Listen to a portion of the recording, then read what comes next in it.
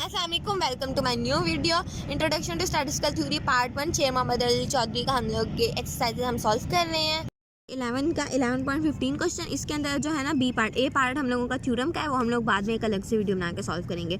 B part के अंदर हम लोगों को जो है ना 3 डिफरेंट तरह की जो है ना वैल्यूज़ गिवन दी हुई हैं, R12, R23 और R31 की। ठीक है, इसके अंदर हम लोगों ने ये करना है कि हम लोगों ने चेक करना है कि ये पॉसिबल है कि नहीं है। ठीक है, और जो हमारी पार्शियल कोरिलेशन की रेंज होती है ना वो 0 से 1 तक होती है। इस क्वेश्चन के सॉल्व करने के लिए आप लोगों को ये बात याद रखना लाजमी है।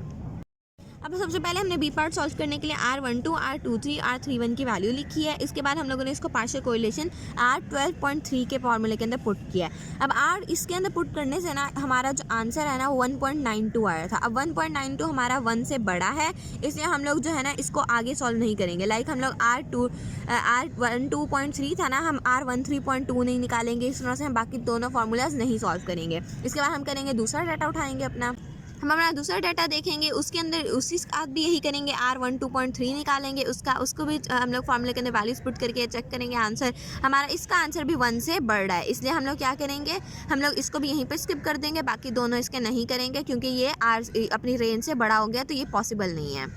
अब थर्ड पार्ट है। थर्ड पार्ट के अंदर हम लोगों को जो वैल्यूज़ गिवन थी उसके मुताबिक हम फार्मूला लिखेंगे R12.3 का, उसके अंदर वैल्यूज़ पुट करेंगे। अब देखिए फार्मूला ये सॉल्व करने से हमारा आंसर जो है वो हमारा 0.88 आ रहा है, मतलब ये हमारी रेंज के अंदर लाई कर रहा है, इसलिए हम इसके बाकी दोनों फार्मूलाज भी करेंगे।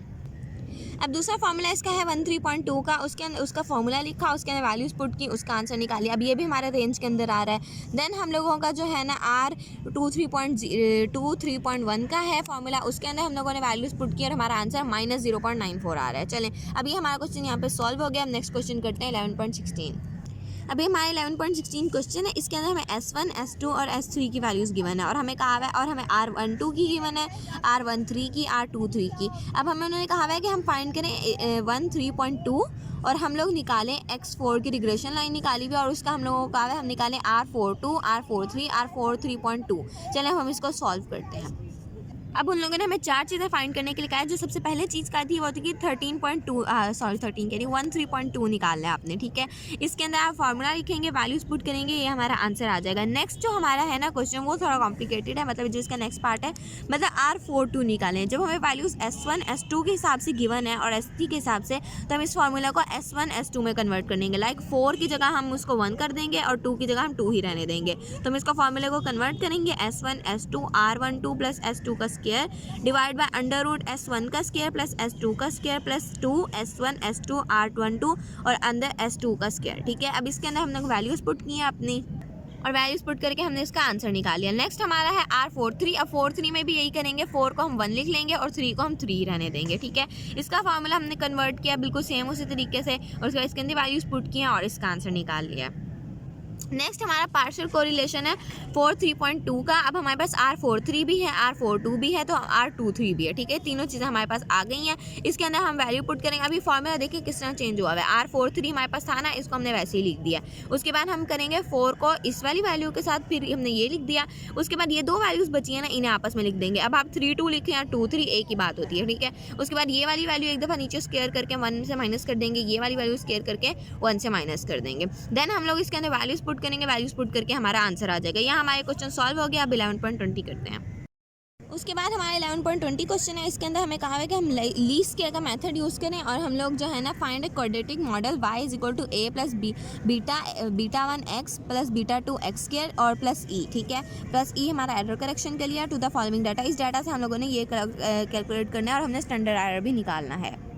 सबसे पहले बीटा 1 के लिए और बीटा वगैरह की जितनी भी क्वेश्चंस हैं हम वो लिख लेंगे अपनी। उसके बाद हम लोग इसके इन सब क्वेश्चन में जो जो हमें डाटा चाहिए वो सारा निकाल लेंगे। मतलब एक्स वाई तो हमारे पास गिवन है, x2 चाहिए, x3 चाहिए, x4 चाहिए, एक्स वाई चाहिए, एक्स स्क्वायर वाई चाहिए और वाई स्क्वायर चाहिए। ये निकाल के इनका सम कर लेंगे हम लोग।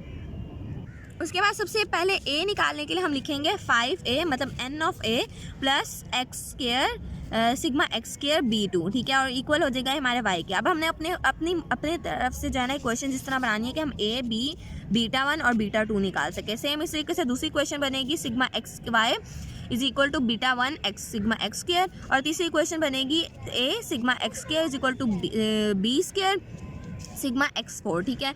इस तरह से ये भी क्वेश्चन बन जाएगी हमारे। इसके अंदर भी वैल्यूज पुट करेंगे हम लोगों का a β1 β2 निकल आएगा। उसके बाद हम लोग इनको रिग्रेशन लाइन के अंदर पुट करेंगे, हमारी रिग्रेशन लाइन निकल आएगी। उसके बाद हम लोगों को जो स्टैंडर्ड एरर निकालने का कहा था उसके लिए हम फार्मूला लगाएंगे y माइनस वाई हैट का, और उसके अंदर हम लोग वैल्यूज पुट कर देंगे। y माइनस वाई हैट जो होता है हमारा, वो हमारा बराबर होता है sigma y square minus a sigma y minus b1 sigma x y minus b2 sigma x square y, ठीक है। अब इसके अंदर नीचे n माइनस 3 इसलिए लगाया क्योंकि हमारे 3 वेरिएबल अननोन है, एक्स वाई और जो है ना एक्स स्केयर, ठीक है। नहीं सॉरी, b1 b2 और a, हमारे ये 3 वेरिएबल अननोन है, ठीक है। उसके लिए हम लोगों ने n माइनस 3 लगाया है। इसको सॉल्व करेंगे, हमारा आंसर आ जाएगा। अब यहाँ पे जो है ना हमारे सारे क्वेश्चन सॉल्व हो गए। अब रह गए हमारे थ्योरम, वो हमने एक नेक्स्ट वीडियो बनाएंगे, उसके अंदर करेंगे।